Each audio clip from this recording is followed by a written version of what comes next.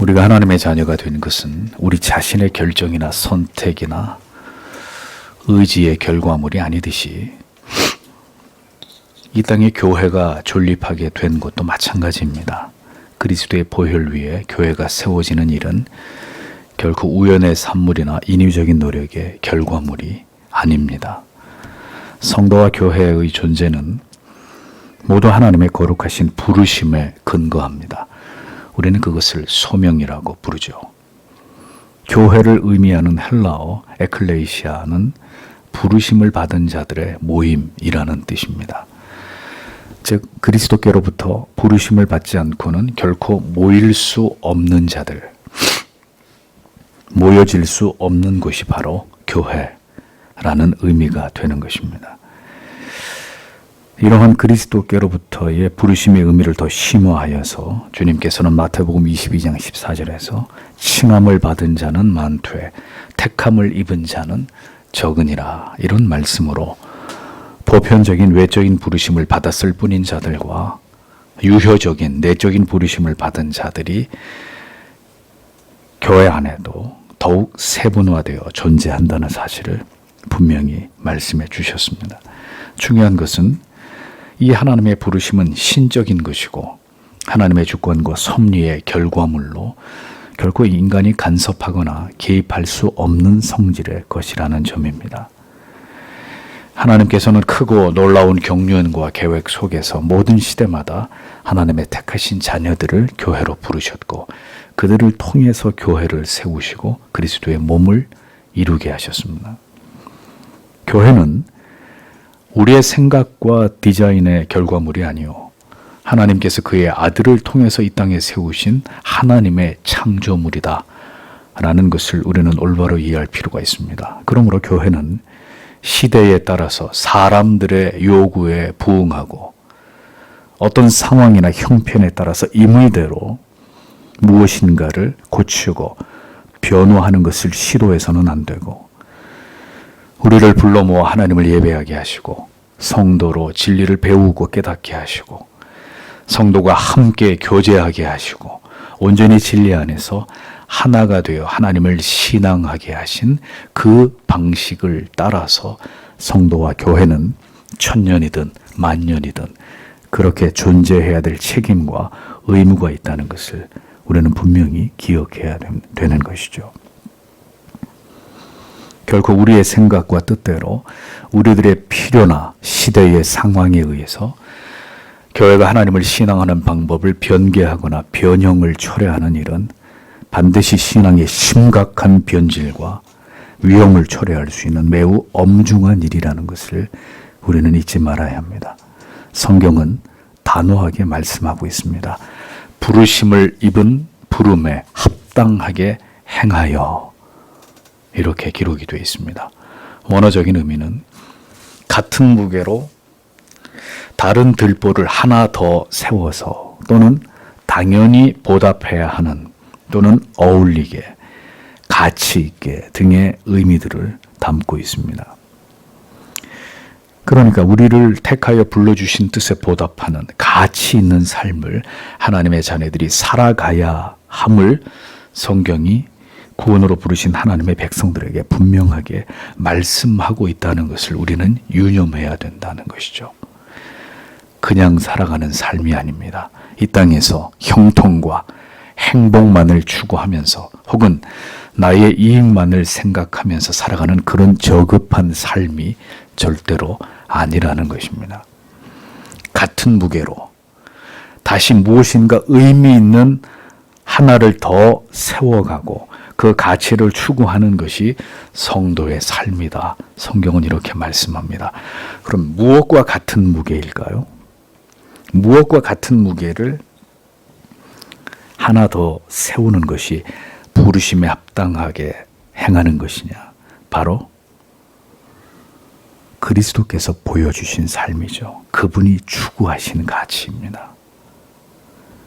예수 그리스도께서 자신을 버리심으로 죄인들을 영원한 저주에서 건져내신 그 가치에 걸맞는 삶을, 그 신분에 어울리는 삶을 성도는 지향해야 하고, 우리의 방법이 아니라 하나님의 뜻에 합당한 방식으로 살아가야 될 책임이 교회로 부르심을 입은 모든 구원받은 하나님의 자녀들에게 존재한다. 그런 뜻입니다. 그러므로 이 같은 부르심에 합당한 삶을 살아가며 반드시 요구되는 것이 무엇이냐? 바로 자기 깨어짐이라는 것이죠. 자기를 부인하는 삶입니다. 완고한 자아가 견고하게 서 있을수록 더욱 부르심에 합당한 뜻을 이루는 삶은 더디게 되는 것이고, 우리의 삶이 하나님의 뜻에 불순종할수록 성화의 발걸음은 느려지는 것이며, 하나님께서 우리를 다듬으시기 위해서 우리가 당해야 될 고통의 시간과 그 시련의 여러 고통스러운 일들은 우리에게 더 많이 발생하고 더욱 길어지게 될 뿐인 것입니다. 성경은 그래서 구체적으로 우리를 교회로 부르셨을 때 우리에게 어떠한 삶으로 하나님을 기쁘시게 하고 주님의 몸 대신 교회와 지체들을 사랑하면서 성경적 대의를 이루어 가야 되는지에 대해서 자세하게 말씀하신 것을 볼 수 있는 것입니다. 2절 말씀을 보십시오. 온전히 겸손하고 온유하며 인내심을 가지고 사랑으로 서로 참으십시오. 이렇게 기록되어 있습니다. 교회는 내가 옳다고 믿는 방식대로 독선적으로 행할 수 있는 곳이 아닙니다. 내가 옳다고 믿는 각자의 기준과 가치를 쫓아서 신앙생활을 하려는 사람은 자기가 교회를 세워서 자기 마음대로 하나님을 신앙하면 됩니다. 물론 그런 교회를 주께서 인정하실지는 알 수 없지만 그렇게 독선과 아집으로 하나님을 신앙하는 행위는 결코 용납되지 않습니다. 그러므로 성경은 우리에게 말씀하고 있습니다. 먼저 겸손하고 온유하라는 것이죠. 겸손, 타페이노플로쉬네. 이 겸손이라는 단어는 1세기 헬라에서 매우 낯선 단어였습니다. 사람들은 겸손의 의미를 그 시대에 정확히 이해하지 못했습니다. 그래서 종종 이 단어는 그 당시에 천한 혹은 굴욕적인 이런 뜻으로 사람들이 오히려 이 겸손의 의미를 그렇게 부정적으로 이해하고 있었을 때였습니다. 당시 고상한 정신과는 반대의 개념으로 다소 부정적인 의미로 이 단어가 그렇게 사용이 되었다는 거죠. 헬라 사회에서는 이 단어가 그다지 좋은 의미가 아니었던 것입니다. 그런 단어가 유대인들에게 올바로 이해된 것은 사도 바울이 바로 성경을 통해서 그 의미를 올바로 사용하면서부터였습니다. 사도가 이 단어를 성경 속에서 사용할 때는 주의 도우심을 얻기 위해서 자신을 반드시 비천한 존재로 그렇게 인식할 필요가 있음을 강조하면서 이 단어를 사용했기 때문입니다. 하나님께서는 비천하고 가난한 마음을 멸시하지 않으시는데 그러할 때 이 겸손이라는 단어를 사용한 것이죠. 그렇게 바울 사도는 이 겸손이라는 단어를 긍정적으로 사용했습니다. 지식을 가진 자 가운데 교만한 자는 지식이 없는 사람을 미천하게 여깁니다. 지식을 가지고 있으나 겸손한 자는 무지한 사람을 결코 미천하게 여기지 않습니다. 남보다 내가 더 많은 지식을 가지고 있다는 사실보다도 아직도 내가 알아야 될 지식이 더 많다는 것을 알기 때문에 미천한 존재는 오직 내 자신뿐이라고 생각하게 되는 것이죠.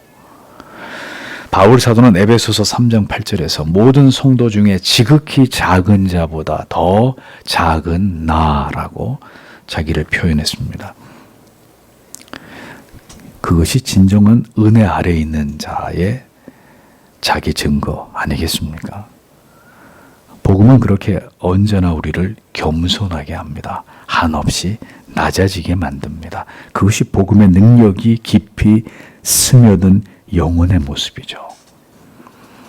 헬라인은 겸손이라는 단어를 타인의 비천과 굴욕적인 모습을 나타내는 데 사용했다면 그리스도인들은 언제나 그리스도 앞에서 한없이 무능하고 무지하고 어리석을 뿐인 비천한 자기 자신을 가리키는데 이 단어를 사용했다는 것입니다. 겸손이야말로 진정으로 교회를 사랑하고 참된 복음의 진리를 쫓아가는 그 부르심에 합당한 삶의 첫 번째의 모습이라고 성경은 말씀하고 있는 것입니다. 개혁주의 신학을 그렇게 올바른 믿음을 쫓아가는 것은 우리 모두에게 바람직한 일이고 합당한 일입니다. 그러나 저는 이렇게 바른 신앙을 추구한다는 성도나 목회자들 가운데 겸손한 분을 거의 찾아보지 못했습니다. 익은 벼가 고개를 숙이는 것이 자연의 섭리임에도 지식이 더해갈수록 더 목이 고다가고 스스로 모든 것들을 판단하고 권위를 업신여기고 지체들을 무시하는 이런 기형적인 신앙의 모습을 소위 올바른 신학과 신앙을 추구한다고 하는 그런 사람들에게서 많이 보았습니다. 도무지 겸손이라고는 찾아볼 수 없는, 그래서 어디에도 속하지 못하고 혼자 그 오만의 굴레에서 벗어나지 못한 채 자신과 타인을 힘들게 하는 사람들을 교회 안에서 보았단 말이죠. 기억하십시오. 그러한 신앙은 결국 성경이 말씀하는 진정으로 부르심에 합당한 올바른 믿음이 아닙니다. 올바른 것을 추구하고 있는지는 모르겠으나 그는 결코 성경이 말씀하는 겸비한 믿음을 가진 자는 될 수 없는 것입니다. 겸손은 나를 향한 것이 아닙니다. 타인을 향한 것입니다. 내가 아닌 다른 사람에게 드러내야 할 아름다운 덕목입니다. 성도는 주님의 몸을 이루고 있는 교회의 한 지체로서 언제나 공동체 속에서 타인을 향하여 겸손함을 유지하기 위해서 하나님께 은혜를 구하는 자들이 되어야 합니다. 여러분, 바리새인들과 서기관들을 보십시오. 그들이 율법에 정통하고 깊이 있는 지식을 소유했을지는 모르나 그들은 겸손한 자들이 아니었습니다. 그러하기에 그들은 모두 하나님의 아들을 인정하지 않고 그를 멸시하고 그들의 교만함으로 인해서 결국 하나님께로부터 떨어져 나가게 된 것을 성경은 우리에게 경고하고 있지 않습니까? 아무리 진리에 대한 탁월한 지식이 있어도 그의 영혼이 진정으로 겸손하다면 자기도 아직 다른 사람처럼 전혀 깊은 진리를 깨닫지 못한 것처럼 행동할 것입니다. 많이 알지도 못하면서 교만한 사람은 자신이 알고 있는 것을 드러내고 그렇게 행동하는 것을 옳다고 믿고 그렇게 행동하는 것을 정당하게 여길 것입니다. 그것이 전혀 독선이고 오만이라고 여기지 못하는 것이죠. 사람들이 모르는 것을 업신여기면서 자신이 무엇을 조금 더 아는 것을 자랑하고 합리화할 것입니다. 고린도전서 9장 20절에 사도 바울은 이렇게 고백합니다. 유대인들에게는 내가 유대인같이 된 것은 유대인을 얻고자 하며 율법 아래 있는 자들에게 내가 율법 아래 있지 아니하나 율법 아래 있는 자같이 된 것은 율법 아래 있는 자들을 얻고자 하며. 바울은 분명 유대주의로부터 벗어난 자입니다. 그런 그가 유대인에게 맞추어 줄 때가 있었다는 겁니다. 율법 아래서 분명히 자유를 얻은 자이나 여전히 그가 마치 율법 아래 있는 자처럼 그렇게 행동할 때가 있었다는 것입니다. 그것이 진정한 겸손과 온유인 것이죠. 여러분, 우리의 행동과 삶이 우리의 신앙이 그렇게 올바릅니까? 우리가 무결점의 신앙을 가진 자들입니까? 무엇이 공동체 안에서 부르심에 합당한 삶을 살아가는 것인지 우리는 아직도 잘 알지 못합니다.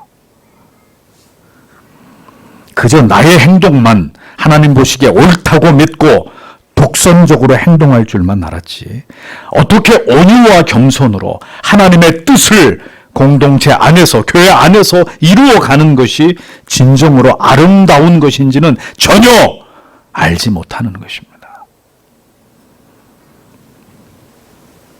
아직도 우리는 개혁주의 신앙, 개혁주의 정통파의 이 신앙이 무엇인지 잘 모릅니다. 목사가 고백하건대 아직도 진정한 신앙의 길을 다 알지 못합니다. 여전히 우리는 개혁되어 가야 하고 그래서 주께서 더 옳은 길로 우리를 이끌어 주시기를 기도할 뿐입니다.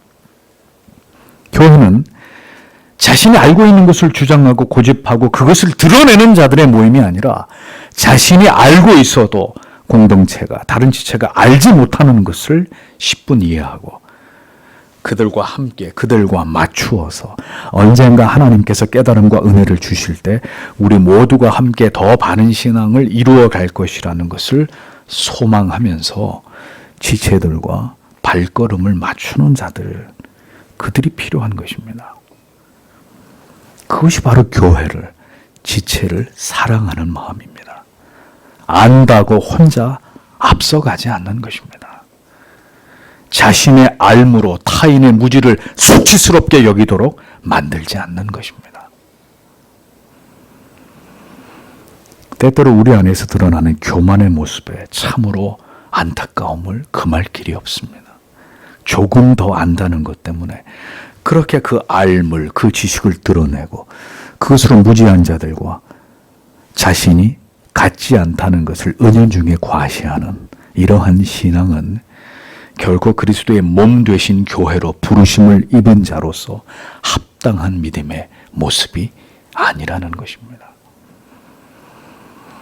온유함은 무엇입니까? 헬라어로 프로위테스, 공손함입니다. 주님을 뜨겁게 사랑하고 진리를 깊이 깨달아도 교회의 지체된 성도의 태도는 언제나 공손함을 잃지 않는 것입니다. 온유는 결코 내가 온전하지 않으며 여전히 주의 도우심을 간절히 필요로 하는 존재일 뿐임을 스스로 인정할 때 그의 인격과 삶에서 은은하게 풍겨나는 향기입니다. 언제나 교회를, 공동체를, 지체들을 먼저 생각하므로 겸손히 자신을 낮추어서 그들과 같이 섬기며 결코 자기를 주장하는 자세가 아니라 온유함으로, 공손함으로 교회를 위하는 바로 그 덕목을 하나님께서는 교회로 부름을 받은 모든 성도들에게 원하신다는 것입니다.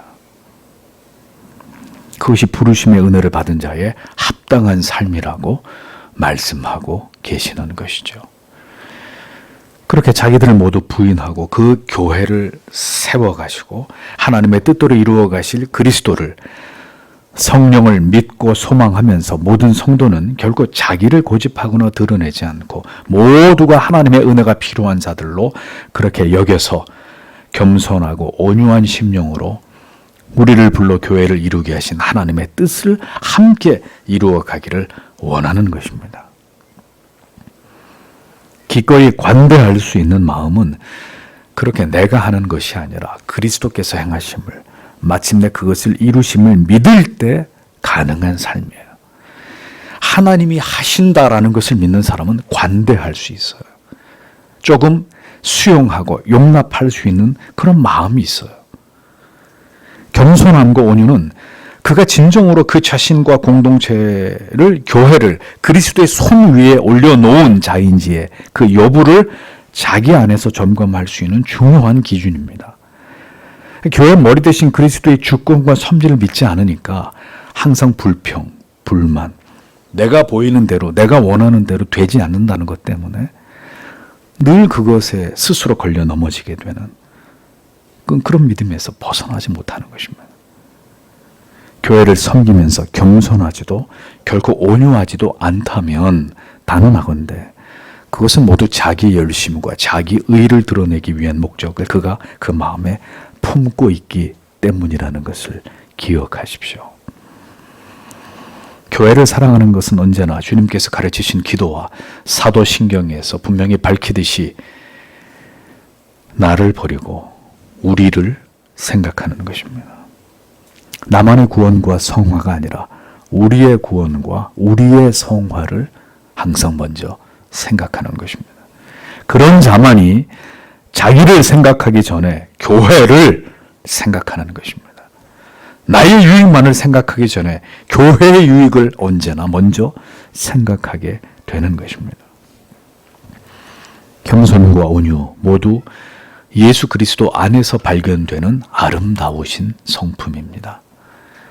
깊이 주를 닮을수록 여러분이 진정으로 올바른 진리와 복음의 정신에 물들어 가실수록 교만과 오만 대신 겸손의 옷을 입고 교회와 지체들을 깊이 사랑하게 되는 것입니다. 그 사랑이 끊임없이 낮은 자세로 섬기고 배려하고 공손함으로 오직 진리의 복음에 합당한 연합을 이루는 일에 멈추지 않는 노력을 다하게 되는 것이라는 거죠.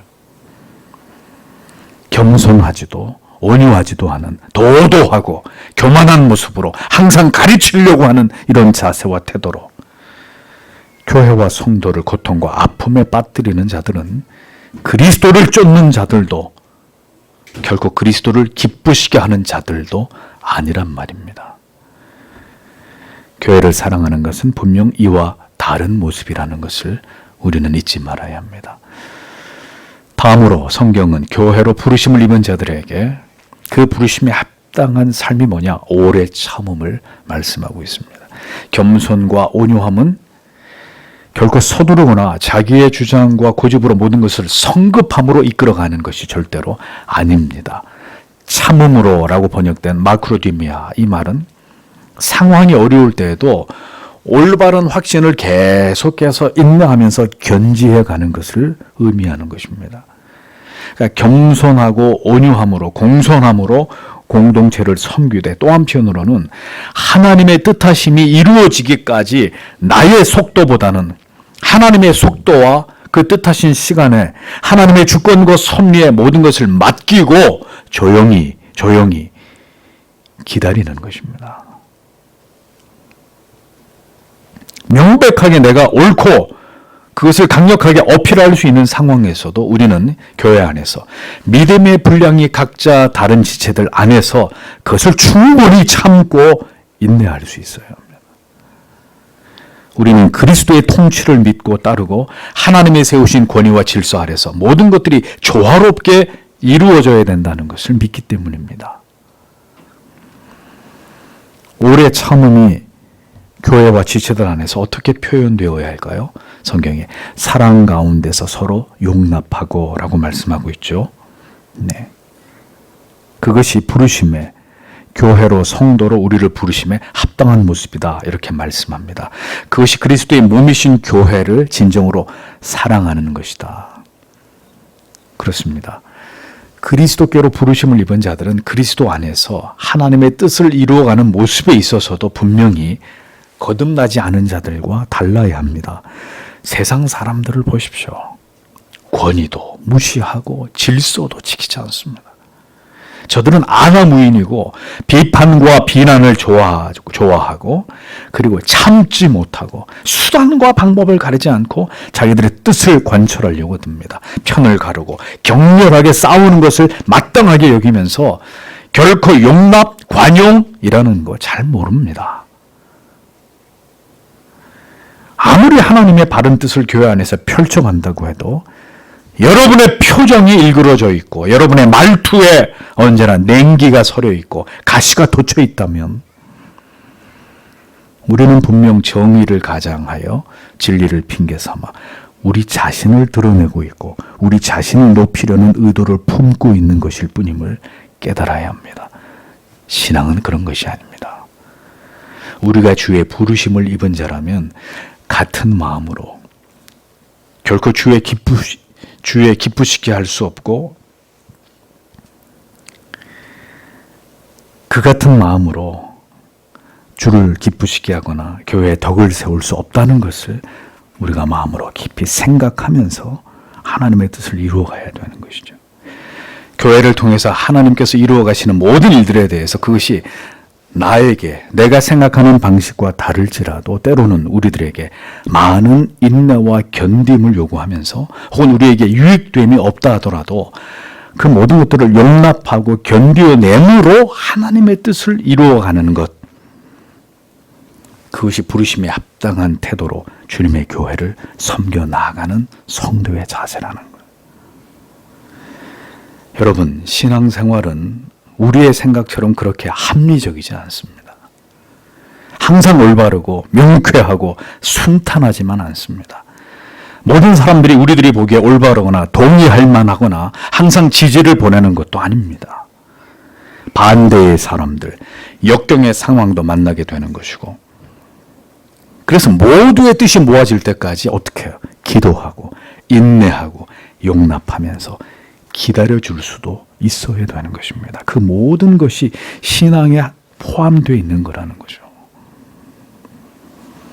왜냐하면 그 모든 일들을 분명히 우리가 받은 그리스도의 사랑 가운데서 행해야 되기 때문입니다. 사랑 가운데서. 에베소서 3장 17절에서도 믿음으로 말미암아 그리스도께서 너희 마음에 계시게 하옵시고 너희가 사랑 가운데서 뿌리가 박히고 터가 굳어져서라고 기록되어 있습니다. 5장 2절에도 그리스도께서 너희를 사랑하신 것 같이 너희도 서로 사랑 가운데 거하라 행하라. 그런 우리를 위하여 자신을 버리사 향기로운 제물과 생축으로 하나님께 드리셨느니라 이렇게 적고 있습니다. 그리스도의 사랑이 우리 안에 충만하고 우리가 분명 은혜 가운데 거하고 있다면 우리가 교회를 통해서 행하고자 하는 모든 일들은 성령의 지배를 받게 되어 있습니다. 그렇다면 그 일들은 모두 질서를 따라서 조화롭게 하나님이 원하시는 방법과 내용과 방향을 향해서 진행될 것입니다. 그것은 나를 드러냄으로 이루어지는 것이 아니라 그리스도께서 십자가 위에서 자신을 희생하여 버리심으로 나를 희생함이 따르는 일입니다. 옳음을 소리 높여 말하는 것은 어려운 일이 아닙니다. 그러나 인내와 희생 속에서 그 옳은 가치가 교회 안에서 지체들 안에서 실현되기까지 눈물로 인내하면서 무릎을 꿇어 기도하는 일이 진정으로 어려운 일입니다. 다소 죄인들이 모인 곳이라 마찰이 있고 사소한 갈등이 있더라도 결국은 성령 안에서 하나님께서 기뻐하시는 대로 결정이 나게 되어 있습니다. 그런데 그리스도의 사랑이 우리를 움직이는 것도 아니요 은혜 가운데 행하는 일도 아니라면 아무리 교회 안에서 하나님의 뜻을 쫓아가는 일도 어떻게 돼요? 끊임없이 잡음이 생기고 대립하고 갈등이 일어나기 마련입니다. 지체들끼리 불편한 일들이 생기고 마음이 어두워지는 일들이 일어날 수밖에 없는 것이죠. 그러므로 언제나 교회는 공동체는 모든 일을 행하고 이루기에 앞서서 언제나 우리 안에 예수 그리스도의 사랑이 충만한지를 확인해야 합니다. 언제나 잊을 길이 없는 예수 그리스도의 그 구속하신 은혜 때문에 우리가 지금 이런 일들을 행하고 있는지를 우리 자신에게 공동체 속에서 늘 물어야 하는 것입니다. 내가 사랑으로 이 일을 하고 있는 것인지 아니면 나를 드러내기 위해서 지금 내가 이러한 말과 행동을 하고 있는 것인지 물어야 한다는 거죠. 이것이 없이 하늘의 별을 따오는 충성을 하고 아무리 진리를 목청껏 높이더라도 그 모든 것은 공허할 따름입니다. 하나님의 뜻을 이루지 못하는 무가치한 것이 될 뿐입니다. 그러니 주의 일을 위해서 모두 힘을 다했지만 그 안에 사랑도 없고 은혜도 없을 때 남은 것은 영혼의 깊은 상처와 더 차갑게 식어버린 영혼뿐인 이런 결과를 피할 수 없는 거예요. 사랑으로 하지 않으면 기억하십시오. 사랑을 다 잃어버리게 됩니다.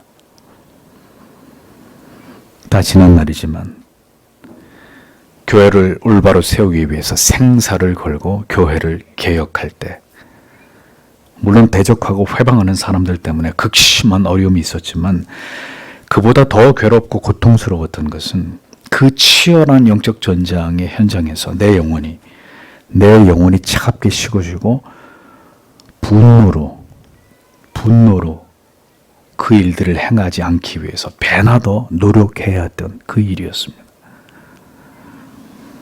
내 영혼이 무너지고 차갑게 되어서 오직 진리의 시비만을 가리는 일에 내 마음이 굳어지지 않도록 더 저는 주의 은혜를 간절히 구하면서 붉어진 예배당에 홀로 앉아서 많은 시간을 눈물로 기도해야만 했습니다.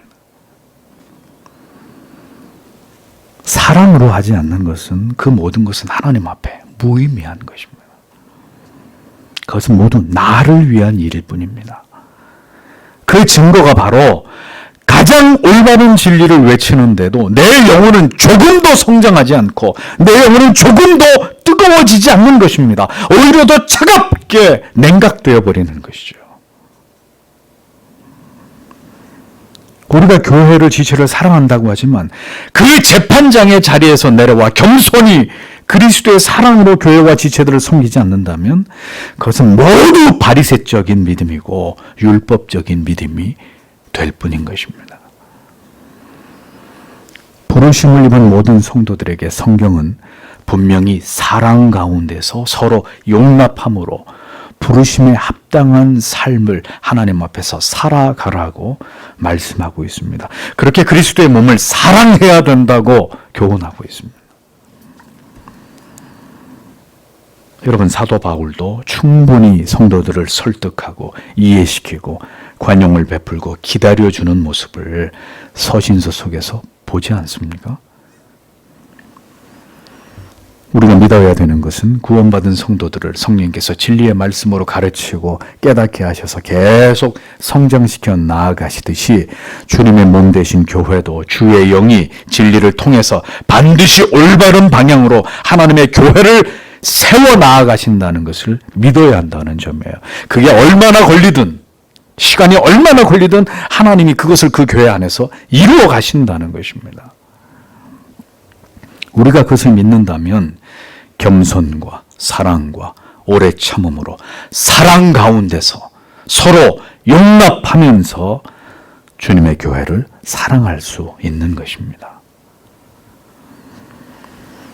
성도로 교회로 우리를 불러주심에 합당한 삶이 무엇이냐? 마지막 3절에 평화의 끈으로 성령께서 하나가 되게 하신 것을 부지런히 지키십시오. 이렇게 기록이 되어 있습니다. 그리스도의 몸이신 교회를 사랑한다는 것은 그 교회를 이룬 한 몸으로 지체로서 곧 성령께서 하나 되게 하신 것을 힘써 지키는 것이다. 힘써 지키는 것이다. 성경이 말씀하고 있습니다.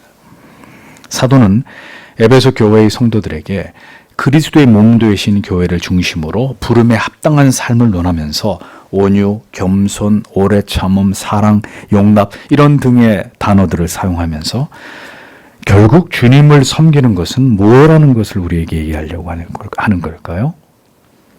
주님을 섬기는 것은 성도들 상호 간의 관계를 통해서 반드시 그것이 반영되어야 된다. 이것을 지금 강조하고 있는 것입니다. 그러니까 주님을 뜨겁게 사랑한다고 하면서도 관계적인 부분에서 만약에 하나가 되지 못한다. 그것은 진실된 그리스도를 향한 사랑도 교회를 향한 사랑도 될 수 없다는 거예요. 그러니까 나만의 신앙이라는 것은 성도 여러분 존재하지 않습니다. 나 홀로의 신앙도 마찬가지입니다. 신앙은 교회 안에서 믿음의 공동체 안에서 모두 함께 하나님의 뜻을 이루어가는 것입니다. 그러니까 그 일이 어려운 일이에요. 왜? 죄된 인생은 다 각자가 자기의 소견에 오른 대로 자기 고집대로 하고 싶은 마음들이 우리 안에 가득가득 차 있기 때문에 어려운 일이에요. 그래서 힘써 해야 되는 일입니다. 힘써. 나를 버리고 그 하나님의 뜻을 우리 안에서 이루기 위해서 부단히 하나님 앞에 기도하면서 나를 쳐서 복종시키면서 그 일을 행하지 않고는 할 수 없는 일이라는 거예요. 언제나 그 핵심은 성령이 하나 되게 하신 그 전제를 힘을 다해서 지키는 것을 통해서 그렇게 해야 된다는 것입니다. 성령이 하나 되게 하셨어도 우리는 여전히 죄인들이고 여전히 우리 자신을 주장하고 고집하기를 좋아하는 죄의 속성을 가진 자들이기 때문에 힘써서 부지런히 하나가 되기 위해서 성령의 도움을 구하면서 내 자신을 채찍질하면서 끊임없이 하나님의 은혜에 매어 달리지 않으면 그 하나됨을 지킬 수 없는 것입니다.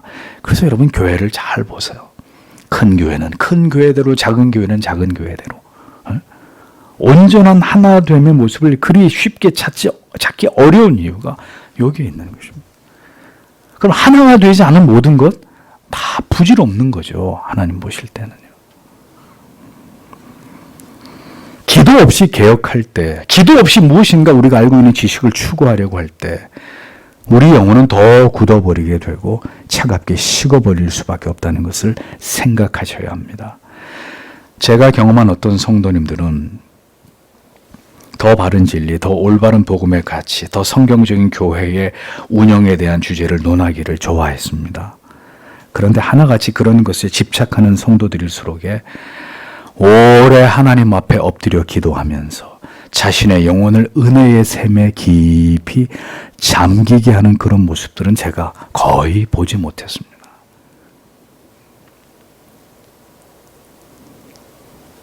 그러니 영혼의 날이 그대로 서 있는 것을 보는 거예요.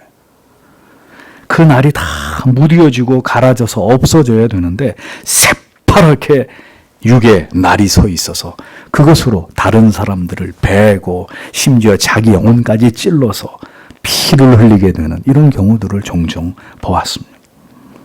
힘써 부지런히 성령의 하나 되게 하신 것을 지키고자 하지 않을 때 우리 영혼은 그렇게 여러분 교회 안에 있으면서도 병들어가고 무너져가게 되는 것입니다. 성령이 하나 되게 하시는 그 일은 우리의 의지로만 되는 게 아닙니다. 평화에 매는 줄로라고 성경이 기록하고 있어요. 그러니까 매는 줄 이렇게 번역된 헬라어의 의미는 옷을 지탱하게 하는 어떤 끈 혹은 문장과 문장의 절을 잇는 접속사, 또 뼈를 근육에다가 묶는 아주 강력한 질긴 인대 같은 단단히 고정시키는 이런 것을 가리키는 의미입니다. 그러므로 평화는 교회의 하나됨을 단단히 고정하여 묶는 끈이다라는 거예요. 뭐가요? 평화가 교회의 하나됨을 견고하게 묶는 끈이다. 그 얘기입니다. 그러니까 교회가 가장 중요하게 여겨야 될 가치가 무엇이냐? 교회 내부에, 교회를 이루고는 모든 성도들 안에서의 평화라는 거예요. 평강이라는 것입니다. 그래서 평화가 없는 교회, 평화가 없는 가정, 결코 하나님의 뜻을 이루어가는 그런 곳이 될 수 없는 것입니다. 근데 그 평안이 어디에서 와요? 어디에서 옵니까? 모두가 그 가족의 구성원과 그 교회의 모든 구성원이 예수 그리스도에게 견고하게 접붙여져 있어야 되는 거죠. 모두가 참된 복음 안에서 깊이 그리스도의 진정한 은혜 안에 거해야 평안의 띠로 하나가 되는 게 가능한 거죠. 그렇게 됨으로 인해서 진정으로 우리가 온유하고 겸손하고 오래 참고 서로 용납하면서 힘써 평안을 지킬 때 우리는 더 견고하게 결합되고 연합되고 그로 인해서 세상이 감당치 못하는, 세상이 우리를 핍박해도 견고한 신앙의 진을 형성해서 세상이 감히 교회를 허물어뜨리지 못할 수 있는 강력한 그리스도의 교회가, 몸이 될 수 있는 것이라는 겁니다. 초대교회 같은 강력한 유대가 그 유대의 힘으로 하나님의 뜻을 감당하면서 세상을 압도하는 그런 사람들이 될 수 있는 것이죠. 성도 여러분, 오늘날 교회가 왜 이렇게 무기력하게 됐습니까? 오늘날 이 교회가, 교단이, 한국 교회가 왜 이렇게 무기력하게 되어버렸느냐? 진리 안에서, 복음 안에서, 그리스도 안에서 하나됨의 진정한 일치를 잃어버렸기 때문이에요. 성도의 삶이 왜 이렇게 무능하게 되었느냐? 평안에 하나 되게 하신 것을 부지런히 힘써 지키지 못함으로 인해서 우리의 영혼이 급격히 약화되었기 때문입니다. 하나 되지 못하는 교회와 공동체는 기억하십시오. 절대로 세상을, 마귀를 이길 수 없습니다. 마귀의 비웃음거리가 되는 거죠. 힘써 하나 되기를 싫어하는 성도 여러분, 여러분들이 무엇을 하든지 어떤 일을 하든지 여러분들은 그 일들을 통해서 하나님이 나와 함께 하시는 능력을 경험하시지 못하게 되실 것입니다. 왜? 여러분들은 하나 되려고 하는 그 뜻을 지향하는 삶을 살고 있지 않기 때문에.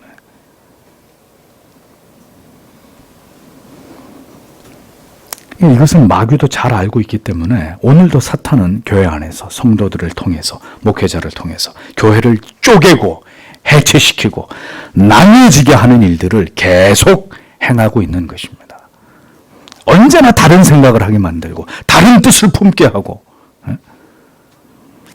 평화를 파괴하는 일들을 오늘도 교회와 성도의 가정에서, 그들의 영혼 속에서, 그들의 마음 속에서 사탄이 획책하는 것입니다. 왜? 그렇게 되면 교회는 겉보기에는 형태를 유지하고 있어도 이미 내면으로는 다 깨져 있는 존재들이기 때문에 교회는 더 힘을 잃게 되는 것이고 성도의 영혼은 급격히 그 믿음을 소멸케 되기 때문에 평화를 무너뜨리면 교회의 결속도 성도의 연합도 다 와해된다는 것을 사탄 마귀는 잘 알고 있단 말입니다. 그러니 계속해서 그 일을 주의 몸된 교회 안에서 행하는 것입니다.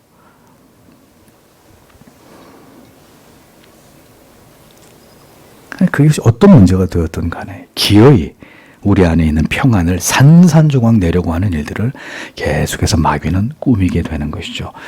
그러한 일에 쓰임을 받는 것이 죄가 아니면 무엇이 죄란 말입니까? 나로 인해서 성도의 관계가 금이 가고 나로 인해서 주님의 교회가 고통을 당하고 그 모든 일들로 평화가 산산조각이 나게 되었다면 그렇게 하고도 이것이 얼마나 하나님의 마음을 아프시게 하고 진노하게 하시는 일인지를 깨닫지 못한다면 그 사람은 정녕 그리스도에 속한 사람이 아닐 수 있는 것입니다. 우리는 매우 두려운 마음을 가져야 합니다. 주님의 교회를 섬기는 일, 진정으로 공동체를 위하는 일이 무엇인지를 나의 고집과 어리석은 생각이 아니라 성경의 이 같은 가르침을 따라서 조심스럽게 행하기 위해서 힘쓰는 사람들이 되어야 한다는 거죠. 언제나 겸손히 성령의 뜻을 구하고 나의 모든 신앙의 내용이 교회를, 공동체를 진정으로 사랑함에서 비롯된 것인지를 정직하게 살펴야 합니다. 나를 부르셨다면 다른 지체들도 우리 모두를 하나님께서 그렇게 불러주셨을 터인데 그 안에서 어떻게 부르심에 합당한 삶으로 하나님을 영화롭게 하고 하나님께 영광을 돌리고 어떻게 내가 교회를 사랑함으로 나를 통해서 모든 지체들이 유익과 평안과 기쁨과 행복을 맛보게 될지를 거듭난 그리스도인들은 언제나 그것을 생각하는 것입니다. 그 모든 것은 간절하고 깊은 기도 속에서 답을 얻을 수 있게 되는 것이고 언제나 교회를, 지체들을 사랑하는 마음으로 참된 진리를 추구함으로 그 안에서 답을 얻게 되는 것입니다. 성도 여러분, 모든 희망이 사라진 시대일수록의 마지막 희망은 그리스도께서 세우신 교회입니다. 그 이유는 무엇 때문입니까? 교회로 불러 모으신 하나님의 자녀들, 그들을 통해서 하나님께서는 분명히 하나님의 뜻을 이루실 것이기 때문입니다.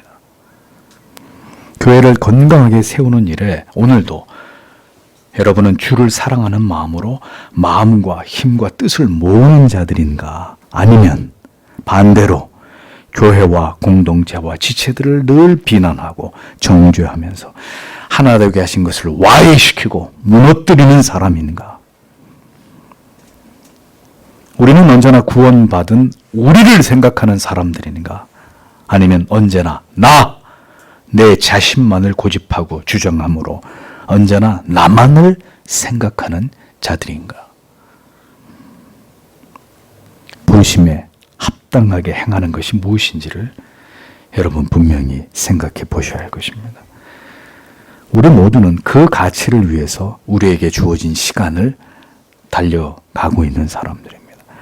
그러나 우리의 삶이 진정으로 그 뜻을 위한 삶이었는지 그렇지 않았는지는 내가 판단하는 게 아니에요. 나중에 주 앞에 섰을 때 교회의 머리 되신 그리스도께서 여러분들을 판단하실 것입니다. 모든 일에 겸손과 온유와 오래 참음과 사랑 가운데 용납함으로 성령의 하나 되게 하신 것을 힘써 지킴으로 평화를 지켜나가는 그런 교회와 우리들이 되기를 간절히 소망합니다. 이것을 이 가치를 지켜 행하는 교회만 마지막 때에 어두운 밤바다 같은 세상에서 참된 진리의 빛을 비추는 등대의 사명을 감당해낼 수 있을 것입니다.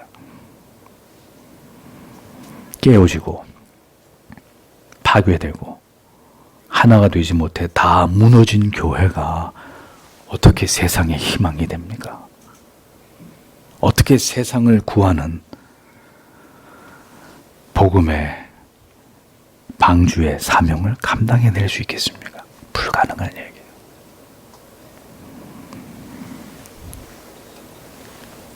십자가가 서 있는 모든 거룩한 이 땅의 교회들을 통해서 이 뜻을 주께서 이루시고 다시 하나님의 참된 뜻을 이루어 나가는 주께서 부르신 교회와 성도들을 통해서 이와 같은 하나님의 뜻이 이루어지게 되기를 우리는 간절히 소망해야 될 줄 압니다. 그것이 우리가 사는 이유이고 목적이기 때문입니다. 여러분들에게 또 말씀드립니다. 여러분들이 교회를 어떻게 섬겼느냐는 구원받은 여러분들이 이 땅에서 어떻게 주를 위해 살았는지에 대한 성적표가 된다. 그러니까 나만 잘 믿으면 된다. 나만 바른 길을 가면 된다. 교회에 어떻게 되든 말든 그건 내 알 바가 아니다. 성경 어디에도 그런 믿음은 없다라는 것을 기억하셔야 합니다. 하나님의 뜻을 이루어 나가는 교회와 성도가 있고 그렇지 않은 교회와 성도가 있을 것입니다. 진리의 가르침을 따라 우리가 더욱 교회를 사랑하고 교회를 통해서 이루고자 하시는 하나님의 뜻을 언제나 가장 귀중한 가치로 여길 때 하나님께서는 우리의 남은 여생을 더 의미 있게 만들어 가실 것입니다. 기억하십시오. 이 모든 일들이 영광스러운 주님의 교회를 통해서 부르심을 입은 모든 주의 택하신 성도를 통해서 이루어지는 일들이라는 것을,